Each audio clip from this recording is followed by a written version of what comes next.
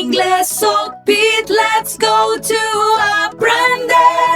Noptik inglés tapisiltik lumal.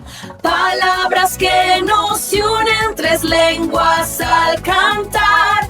Learning together, we're shining like a star. Bime vilelika pisili kainto jame nopa inglesopit. Binte te kiltiga kinto jame te partes de dedos. Bintis bilte optik te jujuntik te optik into. Yumete likotik a. Tas babi hate smeh optik. Ta inglese kaltik. Thumb. Thumb. Tayan ya kaltik ta ingles. Index finger. Index finger. Ta yolilal te kaltik. Ya kaltik ta ingles. Middle finger. Middle finger. Te van kaltik te kala aniotik. Ya kaltik ta ingles. Ring finger. Ring finger.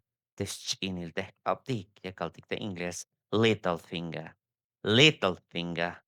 Tayan hay un reto. Pásame responder menos de 10 segundos. Yo me telikotik a Bobby. What do we call this finger? Little finger. Excelente. Which finger is this one? Binti civilmente kaptikin, ¿no? Middle finger. Muy bien. What do we call this finger? Binti civilinto te kaptike. Index finger. Splendid. Binti civilinto te kaptike. Te smeh kaptike. Thumb finger. Thumb finger. Binti civilte kaptikinto.